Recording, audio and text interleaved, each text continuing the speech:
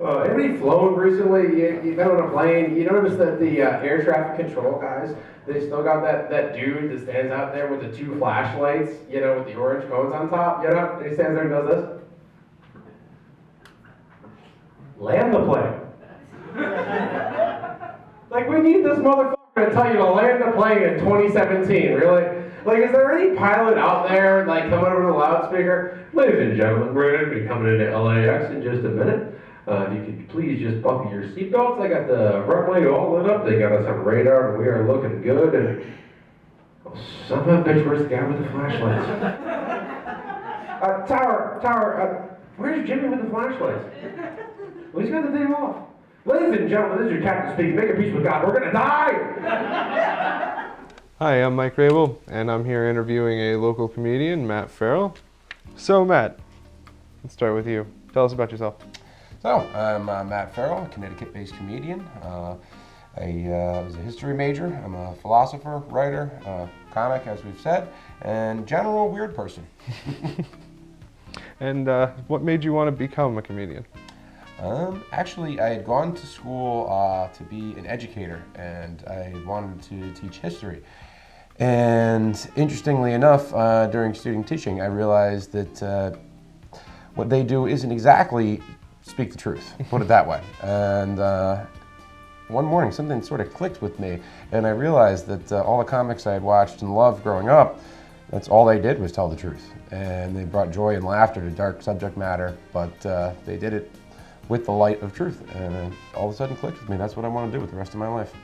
So it's about bringing light to certain periods in history and kind of stuff like that, and just adding a little bit of flair to it to make it more palatable, more memorable. No, exactly. You look at any period in history, and be it today, be it 100 years ago, and there was some struggle, some thing that you could comment on, and when you can take that difficult situation, turn it on its head, and get a laugh out of it, it's a really good feeling. Absolutely.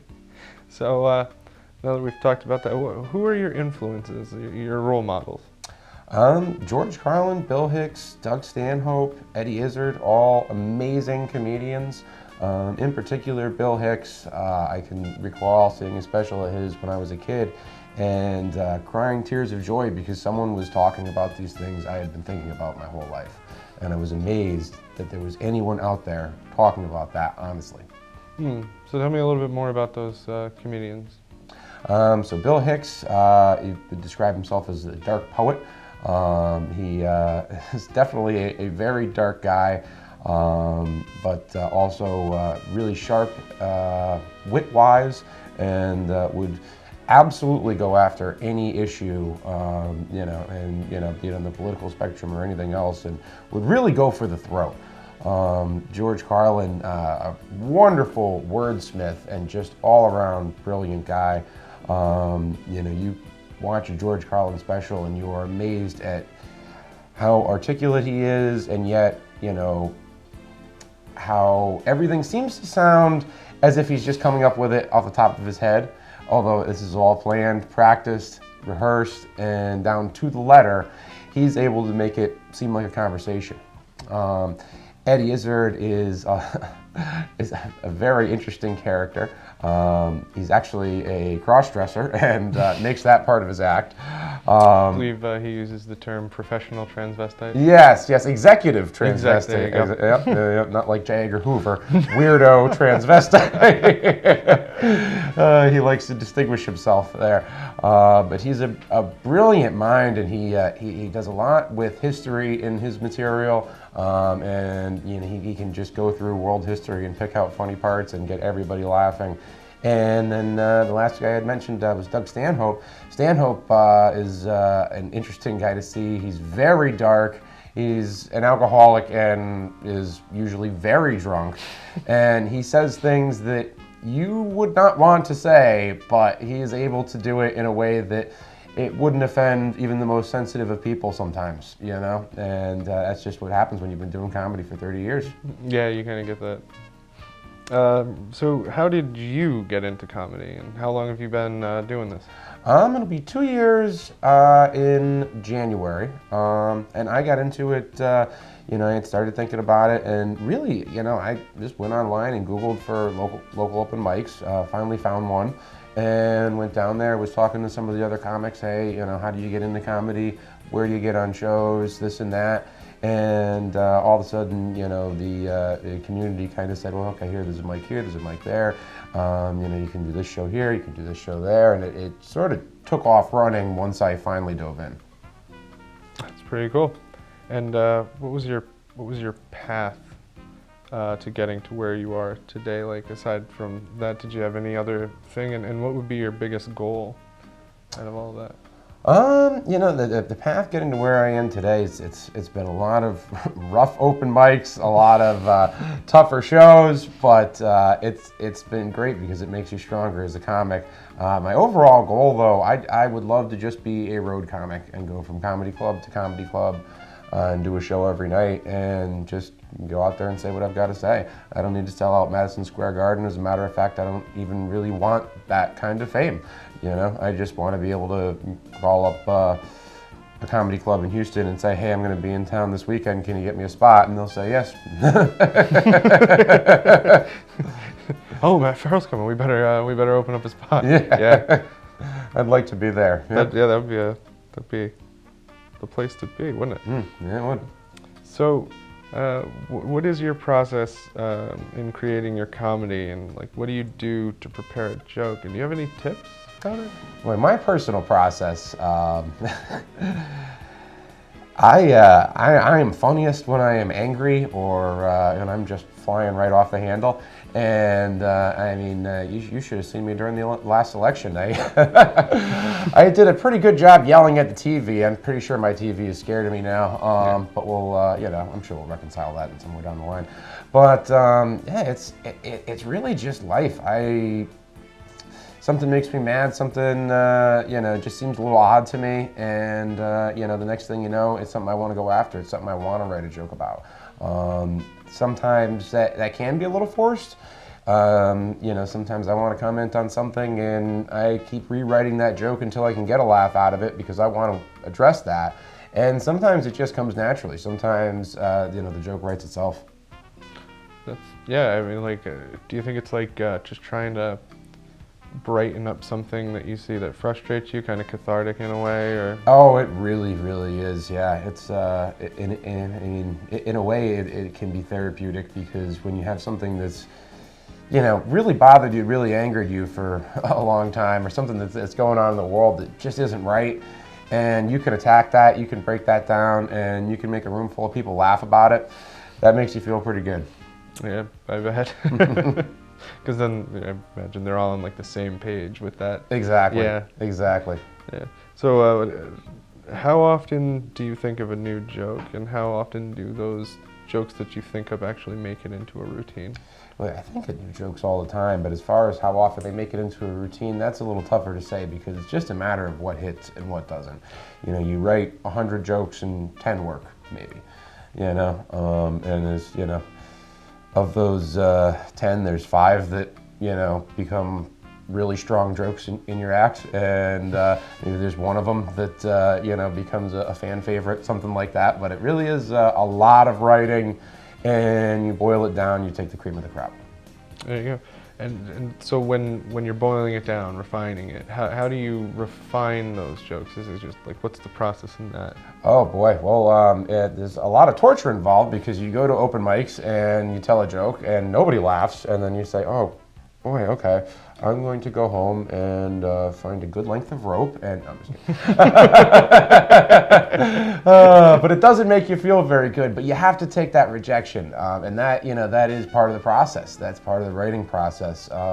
And sometimes you try something and it's not working, and you can reframe it, rework it, and it may work. Sometimes you try something, you get a little bit of a laugh, and okay, there's potential here, but it's not good enough yet, and you have to add to it or change it however you need to. But it's just a lot of rehearsal, a lot of repetition. Sounds great. Cheers, guys. Yeah.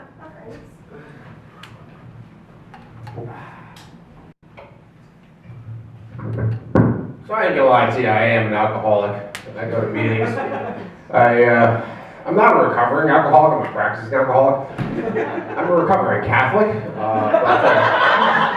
So, I want to talk to you about becoming a comedian. And like, what do you think it takes to become one? Well, first of all, every comic has to be a little bit ego-driven, a little bit crazy. You have to be able to take a lot of rejection. And at the same time, you have to work really hard at it, a lot harder than you would think. And you go to work your 9-to-5 job, and you get home, you have some dinner, and you go to work again, and you get home at 10, and you wake up, you do it all over again. But as far as becoming a comic, just go out, hit an open mic, see how you do, see how you feel afterward, and see if you want to do it again. And if you do, if you get bit by that bug, then you have everything it's going to take already. Yeah, so that kind of like mindset to be able to handle that rejection, you can't be too sensitive with that kind of thing, can you? Not at all. No, you have to be tough, and if you're not, then comedy will make you tougher. You talked to me about inward and outward approaches on comedy. Would you like to explain that a little bit more for us? Of course. As obviously, it sort of exists on a spectrum, but there's essentially two approaches, two styles of comedy. There's inward comedy, talking about yourself, and outward comedy, talking about the world. You could see that with someone like George Carlin, comparing him with someone like, let's say, Louis C.K. Louis C.K. talked about himself a lot. George Carlin rants about the world a lot. Mm-hmm. I am more of an outward guy myself. I'm yelling at the TV. I'm yelling about the world. I'm yelling about the crazy driver that was doing a K-turn in the middle of Main Street. Yeah. And it all drives me a little bit nuts. And those are the things that I go after. And other people, they go up there and they talk about their day, they talk about their depression, they talk about whatever their life is, whatever they want to talk about, their hopes, their dreams, their disappointments. And sometimes, I think with Louis C.K. in particular, he kind of talks about the world, but you can tell it's coming from like a deep reflection, like a introspection in a way, Mm-hmm. Oh yeah, completely agreed. Yeah, he's definitely the type of guy, like you said, that he will talk about the world, but he is coming from within, and he's in a lot of cases he is I feel like the type of guy. I mean, if you've ever watched his show, I just feel like he's the type of guy that kind of walks around in his head all day. Oh, and I think we all do that to one degree or another, but that's very apparent to me when I watch his comedy and I see his style. You can see that in the opening credits alone. Yeah. So, what is the journey of like finding your voice as a comic? Finding your voice as a comic is a lot like finding yourself. And when I was younger, at one point I had driven to West Virginia to try and find myself. I didn't find myself there. I'd never been to West Virginia, so it didn't make sense that I would find myself there. But I ended up looking in the mirror, and I was right there where I'd left myself right all along. It's just a little harder in comedy because comedy clubs, most of the mirrors are covered in cocaine. But it's about finding yourself, that one true voice inside of you, and not being afraid to go out there, grab a microphone, and scream it. Yeah, and it could take a very long time, like with Lewis Black, like he was talking about that. Yeah, I had read an interview with him, and someone had asked him how long it took him to find his voice in comedy, and he said without a moment's hesitation, 12 years. Now, that's a long time to do something and not be good at it. But it gives you a little bit of faith as a young comic, because there's a lot of work to do, and everybody's done it. Everybody's gone through it. Now, does that voice lend credence to like a gimmick, or does every comic need a gimmick with that, or? In a way, that voice kind of can be the gimmick. you don't want to try and have a gimmick. You don't want to, try to contrive anything, It's really just about being yourself out there, And you look at someone like, I don't know, Gallagher, smashing watermelons, you know what I mean? And that seems a little gimmicky, but Gallagher seems to me like the type of guy that would probably want to smash a watermelon anyway. It just true. seems like it's good fun to him. He's enjoying it, and when it's just part of you, all of a sudden it's not really a gimmick. It's not so hacky, let's say. If I were to go out on stage and smash watermelons, it'd be like, what the heck are you doing? It's not. That's not me. That doesn't fit me. That doesn't work for me. Yeah, it definitely works for Gallagher, though. Yeah, it does. You're totally right. He does look like a guy who just wants to stand there and smash watermelons.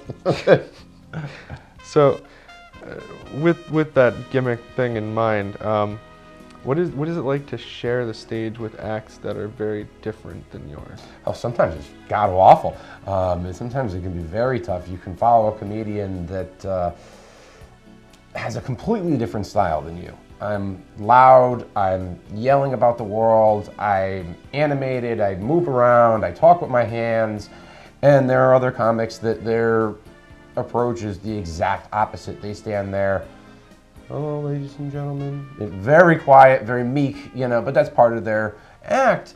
And sometimes, you have to go up right after someone like that, and you have to, with one line, with one joke, with 1 second, you have to get the audience on board with who you are, what your set's gonna be. And that can be very, very tough. It's tough when you're a newer comic, because those are a lot of the shows that you're on. With just a handful of different newer comics on a showcase or something like that, and it can make it very, very tough. On the other hand, you also have the other side of the spectrum where you can follow a much better comic than you. I followed Greer Barnes at Dangerfields and couldn't follow him, I'll tell you. He's one of the best comics I've ever had the honor of sharing the stage with, and he absolutely killed it. And by comparison, I had no chance. So I did my best and I had a good set, but it really makes it tough when you're going up behind somebody like that. Yeah, I imagine it's like an art to try and salvage that. You're looking, you're like, oh crap, how am I gonna really top that, or not even top that, but like make mine funny enough just to even get by. Right. And there's got to be some trick that you can try, but I'm sure there's a point where there's no real salvaging anything anymore, right? On the one hand, it's a good thing because the room is warm. He's got everybody laughing and the audience is in a great mood. So you have that going for you. On the other hand, if you haven't been doing comedy for 30 years, you probably are not going to be as funny as the guy that's been doing comedy for 30 years. True. And so you can go out there and give it your best, and you're going to get some laughs, and he did a great job of warming up the room for you. But at the same time, you're not going to exceed his abilities, and you just have to not let that affect you too much. Yeah. Not let that get into your head and walk out on stage thinking you're a failure. You're not. You're just not 30 years in the game yet. That's all. Yeah, that's good. So like thinking about that kind of stuff, like what do you do with hecklers really? Like how does that work?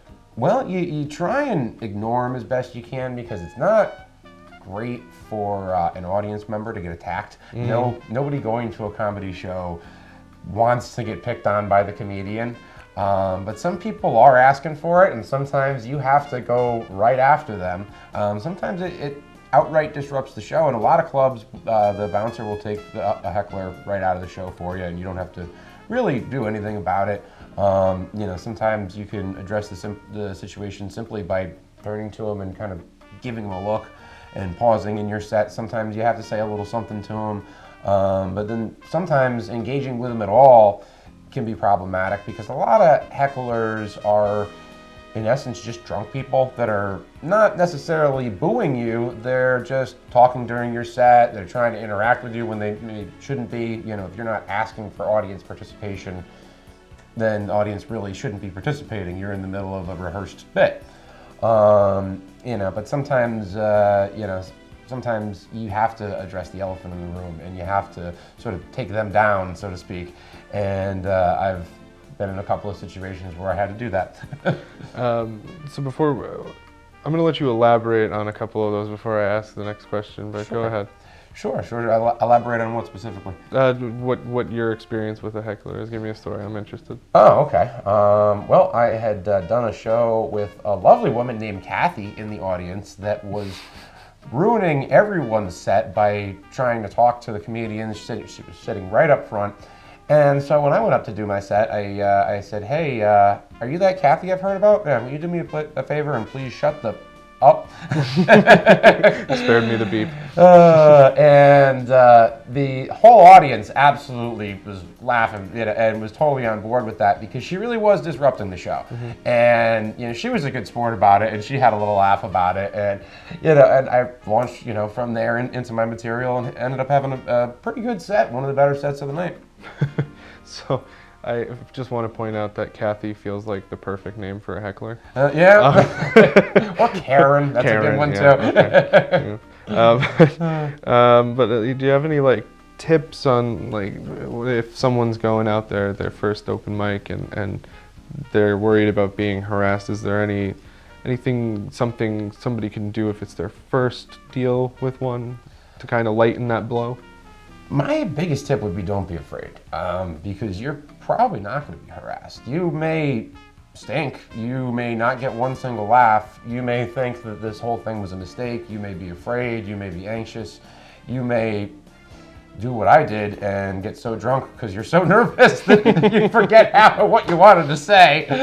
But you'll probably end up doing just fine. You'll get through it, and at the end of the day, the comedy community is pretty supportive. And generally speaking, the open mic community, people that go to open mics, they're there to support local artists, and they want to see people succeed. And I can remember one of my first open mics and didn't have a good set at all, and really wasn't feeling very good about it.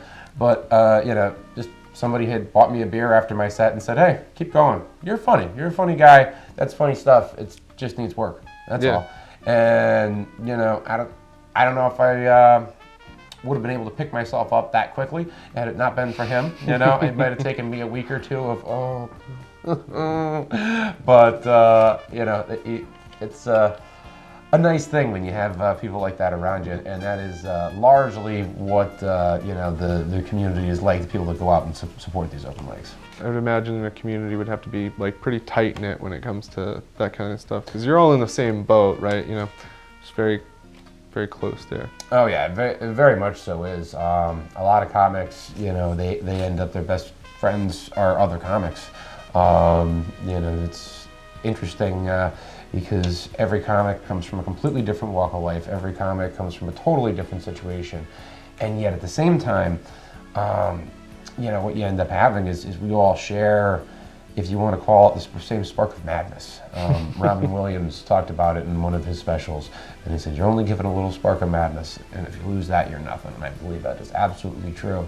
And comics are an interesting breed because we're not humans. We are that spark of madness. But I'm really glad the election's over, mostly because I hate the political ads. They've got all these ads talking about how good these guys are, but think about it. You ever seen an ad for anything good?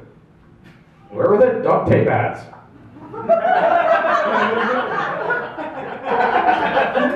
You got a hammer at home? Yeah. All right, so let's finish up with some more general questions about comedy. What is comedy like in the current political situation, and how's it been playing over within the community? Well, to some degree, it's suicide nowadays. It's tough. I had seen a video not too long ago that a comic was on stage, and he merely mentioned the two words Donald Trump, and then someone threw a chair at him. Oh.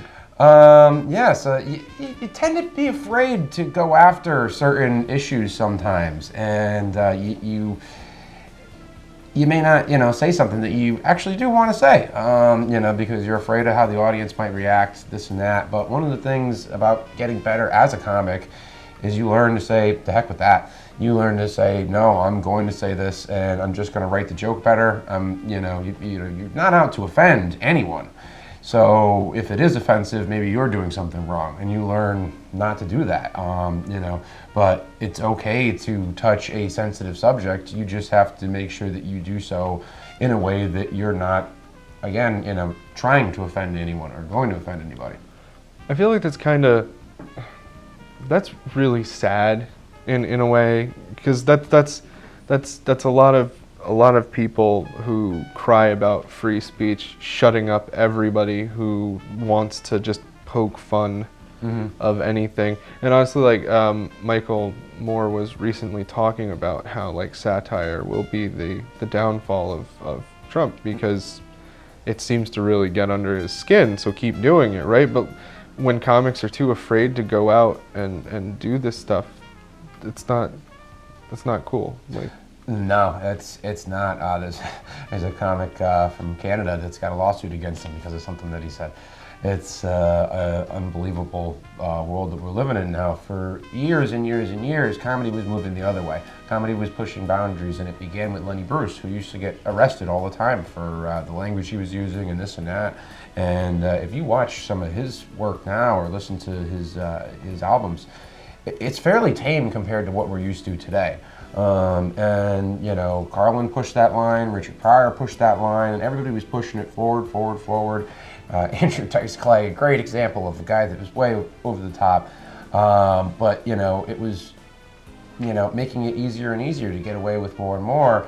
And in the political climate today, we're almost moving backwards. And it's funny,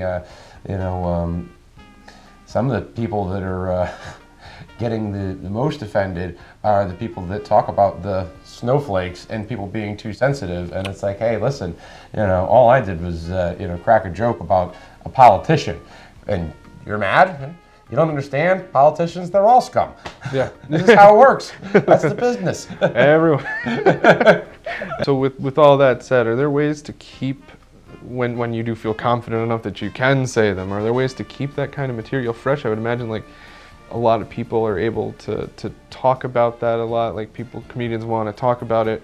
Even then though, it feels like a joke when I'm watching the news, period, because it's ridiculous. So I don't know. Oh yeah, it can be tough. And actually one of the things that every comedian, like the number one rule is you do not steal material. You don't want to be a hack. You don't want to even do a tired premise, in a not new and interesting way.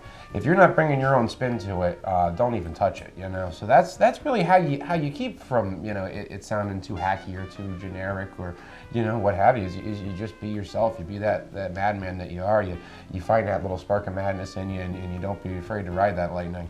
And, when you do that, even though everyone is talking about the election because that's what's going on at the time, or everyone is talking about the latest issue in the news, whatever that may be, you're bringing your own spin to it. You're putting your own 2 cents in, and it changes it up, but it makes it yours.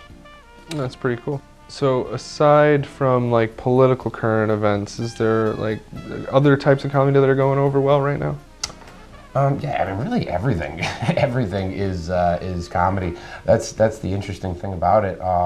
There are things that wouldn't work, but interestingly, anything negative can be made fun of.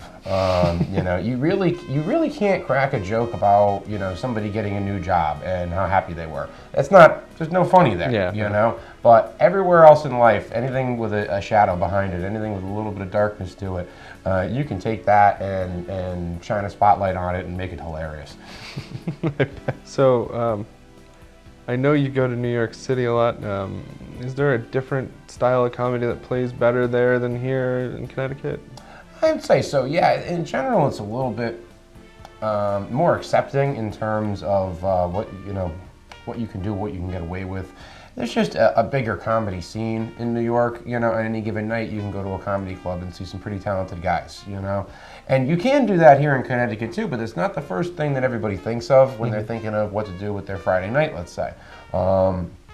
And even, we're just limited by geography too. It's a little further to drive there. It's not a 5-minute subway ride, and this and that.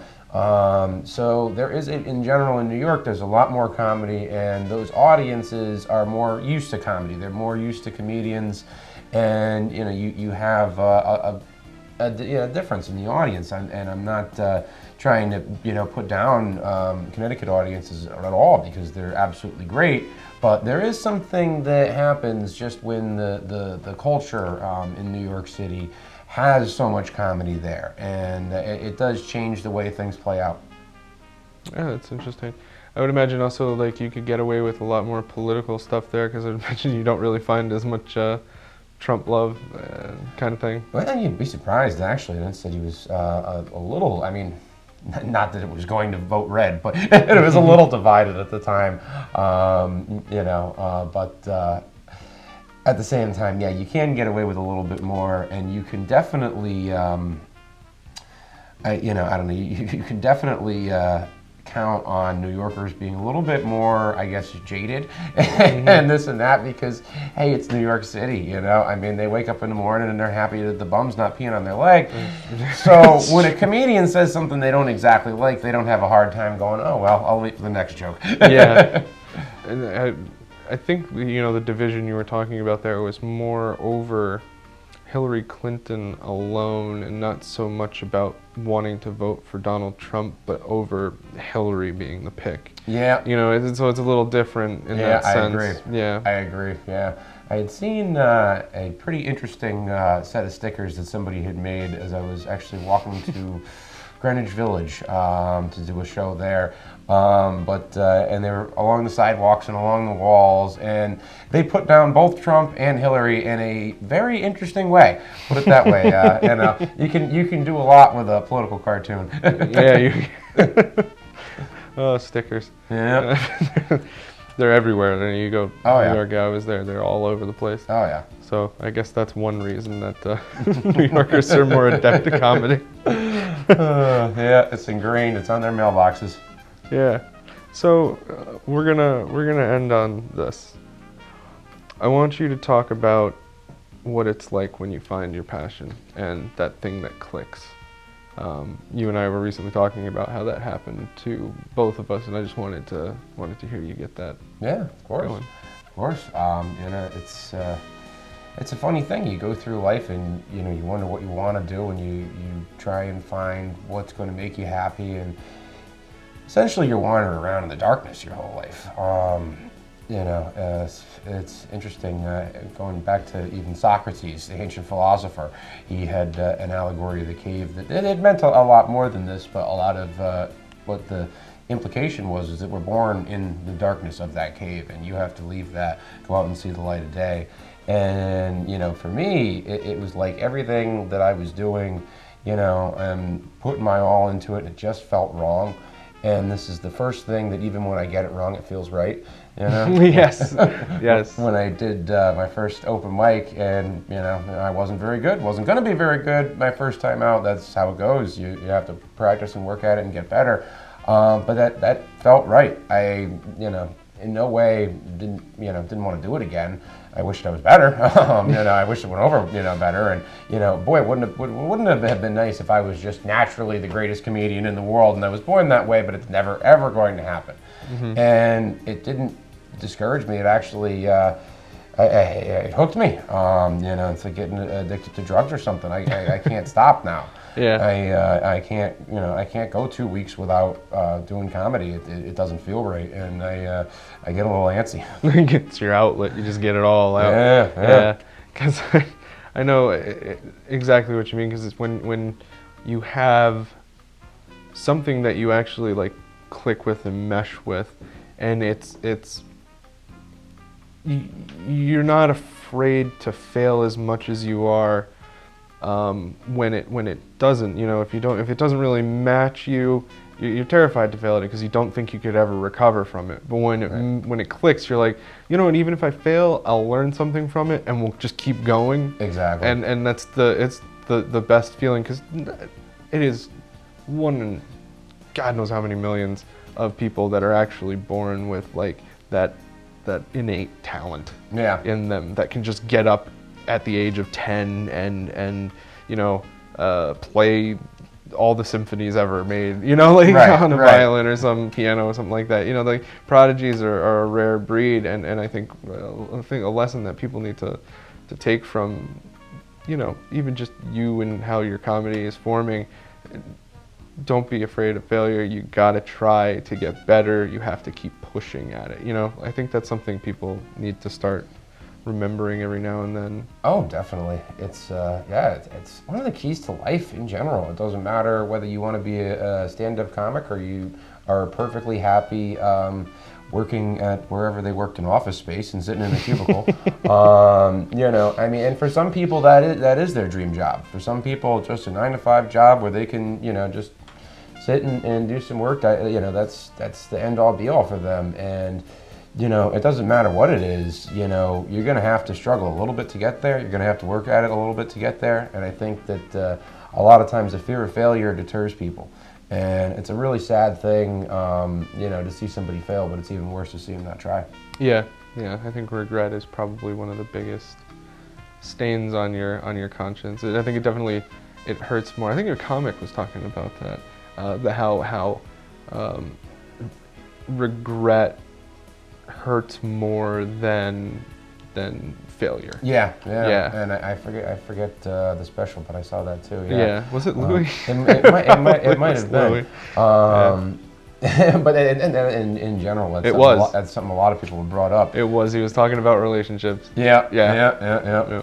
But yeah, at the end of the day, I mean, you know, when you you know, if think of it this way, when you lay down on your deathbed and you think back over your life, you are not going to be thinking, darn, I shouldn't have done that stupid thing after that party. You know, oh man, I wish I hadn't gotten into that car accident that time. You're going to say to yourself, oh, I wish I spent more time with my family, or oh, I wish I had tried stand-up comedy. Oh, I wish I had not spent so much of my time working. Things like that. Mm-hmm. It's those regrets. That's what's going to come to mind. That's what's going to weigh on you. Yeah. So I think that's going to do it for us. Thank you, Matt, and thank you very much. This is Mike Rabel. This is Matt Farrell, and What Am Comedy? Yeah, Trump's going to solve all of our problems. Build a fucking wall. It'll fix everything. 2,000 years ago in China, we built a wall. Well, it worked for a while. They were at war with the Mongolians, you know. For about 120 years, it was great.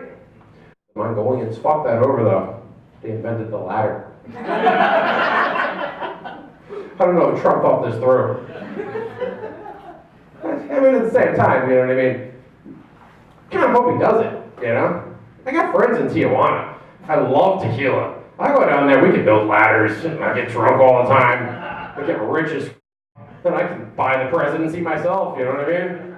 Take down that stupid wall, put it somewhere where we need it. Jersey.